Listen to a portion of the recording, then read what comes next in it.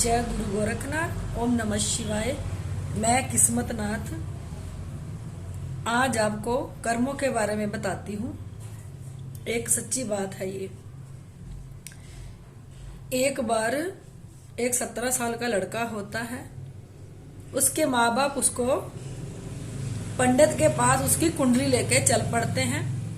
तीनों जने जब पंडित के पास जाते हैं कुंडली दिखाने के लिए, तो पंडित उसके माँ बाप बच्चे के बारे में पूछते हैं कि हमारे बच्चे के बारे में बताओ कि ये जीवन में क्या करेगा और क्या बनेगा। तो जैसे ही पंडित कुंडली खोल के देखता है तो पंडित उसके माँ बाप को कहता है लड़के के कि ये तो 25 साल की उम्र में इसकी मौत हो जाएगी, इसकी ज्यादा उम्र नहीं है। तो जब वो बच्चा बात सुन लेता है कि वो 25 साल की उम्र में मर जाएगा तो वो बहुत परेशान हो जाता है। तो जब वो परेशान होता है तो ना उसका स्कूल जाने को मन करता है, ना उसका किसी काम में दिल लगता है। वो घर पे बैठा सिर्फ एक ही बात सोचता रहता है कि 25 साल बाद मेरी मौत हो जानी है, बस मेरी उम्र इतनी ही लिखी हुई है। तो एक दिन वो सोच में अपने घर के बाहर बैठा होता है और यही बात सोचता होता है। तो एक दिन वहां पे एक साधु आता है मांगने के लिए घर के बाहर। तो साधु देखता है कि बच्चा बहुत उदास बैठा हुआ है और किसी टेंशन में है। तो साधु पूछता है बच्चे से, बच्चा क्या बात, तुझे इतनी टेंशन में क्यों, इतना परेशान क्यों हो रहा है तू? तो वो बच्चा कहता है कि मैं और मेरे माँ बाप किसी पंडित के पास गए थे। उन्होंने मुझे कुंडली देख के ये बताया है कि मेरी उम्र सिर्फ 25 साल है और 25 साल बाद मैं मर जाऊंगा।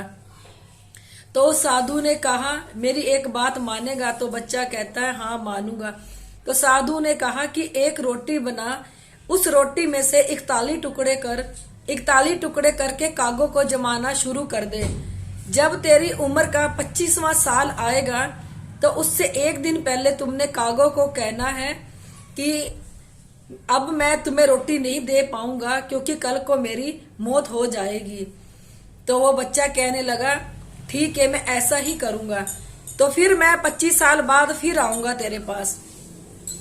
तो वो लड़का क्या करता है, एक रोटी बना के उसके 41 टुकड़े करता है। 41 टुकड़ों को वो कागों को देना शुरू कर देता है। पहले एक कागा आता है, अगले दिन 2 आते हैं, फिर 3 आते हैं। ऐसे करते करते कई दिन बीत जाते हैं और वहां पे बहुत सारे कागे आने लग जाते हैं। तो रोज एक रोटी बनाता, उसके 41 टुकड़े करता और जाके कागों को खिलाया था। ऐसे करते करते उसका 25वां जन्मदिन आता है और एक दिन पहले वो कागों से कहता है कि मैं तुम्हें कल से रोटी नहीं दे पाऊंगा कि कल मेरा लास्ट दिन है। तो कागे परेशान हो जाते हैं और वो कहते हैं कि अगर हमारा अन्नदाता ही चला जाएगा तो हम लोगों को रोटी कौन देगा। सारे कागे इकट्ठे होके परमात्मा के पास जाते हैं और परमात्मा से जाके बेनती करते हैं कि हे परमात्मा, ये हमारा अन्नदाता है, इसको कुछ नहीं होना चाहिए, चाहे तो हमारी उम्र भी इसको लग जाए पर ये मरना नहीं चाहिए। तो जब सारे इकट्ठे होके एक साथ होके किसी के लिए दुआ करते हैं ना, तो परमात्मा उस दुआ को कबूल जरूर करता है। तो कागों की अरदास जो परमात्मा पे लग जाती है और वो लड़का होता है वो बच जाता है क्योंकि उसको कर्म मिल जाते हैं। क्योंकि वो कागों को 17 साल की उम्र से कागों को रोटी देना शुरू करता है तो उसका कर्म इतना बढ़ जाता है। तो जो कागे अरदास लगाते हैं तो परमात्मा को उसको जीवन दान देना ही पड़ता है। तो एक दिन ऐसा ही हुआ, 25 साल बाद वो साधु फिर से आया वहां पे। उसने देखा कि वो बच्चा जीवित था। तो साधु ने, वो बच्चे ने कहा साधु को, उसके पैरों में गिर गया, कहा आपने ये बहुत अच्छी बात मुझे बताई जिससे देखो आज मुझे जीवन दान मिल गया। तो साधु ने कहा कर्म करो, जैसा मर्जी कर्म हो, अपना कर्म करो, कब आके वो कर्म तुम्हारे आगे खड़ा हो जाए ये किसी को नहीं पता। अच्छा कर्म करता रहो। जैसे हम लोग कहीं जा रहे हो, मान लो किसी का एक्सीडेंट हो जाता है और वो कार की साइड लग जाती है, ट्रक की साइड, तो कहते हैं ना बाल बाल बचा। कुछ लोग कहते हैं इसका कोई अच्छा कर्म था जिसकी वजह से ये बच गया। हम अगर ऐसे ही दान पुण्य करते रहेंगे, पौधों को पानी देंगे, कुत्ते को रोटी खिलाएंगे, कोई भूखा हमारे दर पे मांगने के लिए आए, रोटी मांगे, उसको रोटी जरूर खिलाओ। पता नहीं जब हम इतने जनों को हम कर्म करेंगे, पता नहीं कब ये कर्म सबकी दुआ एक साथ जब हमें लगेगी तो पता नहीं परमात्मा क्या कर देगा। कर्म करो आप लोग, क्योंकि ये कलयुग है और ये कर्मों का युग है। जब आप कर्म करते जाओगे ना, हर किसी के लिए आप कर्म करोगे, अच्छा कर्म, क्योंकि जो बहुत जरूरतमंद है देखो उसके लिए तो आप जरूर कर्म करो, क्योंकि वो बनता भी है कर्म करना।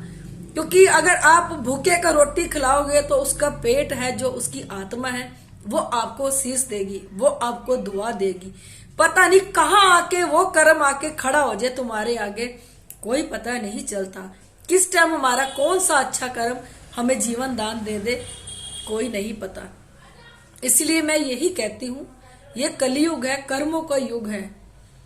कर्म करो, क्योंकि एकमात्र परमात्मा ने कलयुग दिया है हमें तारने के लिए, क्योंकि और किसी युग में हम नहीं तरेंगे। ये युग है, हम अगले पिछले सारे बुरे कर्मों का निपटारा इस कलयुग में दिया है। देखो ऋषि मुनि 12-12 साल तपस्या करते थे, सेवा करते थे, तब जाके कहीं परमात्मा उनके कुछ देता था।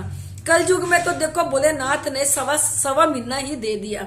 सवा महीना की सेवा तन मन धन से करो तो परमात्मा सवा महीना की सेवा कलयुग में 12 साल बताई गई है। अच्छे कर्म करो, दिन रात बैठो, चलते उठते बैठते सोते जागते अपने अंदर सिर्फ एकमात्र नाम बसा लो, जिसका भी आपने बसाना है, और उसका निरंतर जाप करो। बिना गुरु बनाए देखो जाप नहीं करना, क्योंकि गुरु का हाथ सिर पे होना बहुत जरूरी होता है। मैं अपनी हर वीडियो में भी कहती हूँ, इस वीडियो में भी कह रही हूँ। यहाँ पे गुरु गोरखनाथ और भोलेनाथ ने शरीर के समेत दर्शन दिए थे। गुरु गोरखनाथ ने सांप के रूप में दर्शन दिए थे, उनके 12 मुंह थे और सांप वाली पूंछ थी, और भोलेनाथ ने बच्चे रूप में यहाँ दर्शन दिए थे। अगर किसी के ऊपर अगर किसी भी दरबार में सूक्ष्म चीजें नहीं देखी जाती, एकमात्र शिव धाम में सूक्ष्म से सूक्ष्म चीज को देखा जाता है, क्योंकि जो सूक्ष्म चीजें हमारे अंदर समा जाती है, हमारे खून में रम जाती है। देखो सूक्ष्म चीजें हमारे शरीर में एहसास भी नहीं होने देती कि हमारे अंदर ये सूक्ष्म चीजें हैं, क्योंकि वो एकदम से इतनी बीमारियां लगा के खड़ा कर देती है, इंसान को समझ नहीं आता कि हमें एकदम से क्या हो गया, क्योंकि वो धीरे धीरे धीरे धीरे आपके अंदर समाती है, आपकी नसों में, आपके खून में, आपके खून को काला करना शुरू कर देती है। जब हमारा खून ही साफ नहीं होगा तो हमारे शरीर में अनेक सी बीमारियां बन जाती हैं। यहाँ पर हर सूक्ष्म से सूक्ष्म नेगेटिविटीज को देखा जाता है। नीचे मेरा नंबर दिया है, अगर कोई भी ऐसी परेशानियों से दुखी है तो मुझे कॉल करो। अगर आप लोगों को मेरी वीडियो अच्छी लगती है, इसे लाइक, सब्सक्राइब और शेयर जरूर कर दिया करो।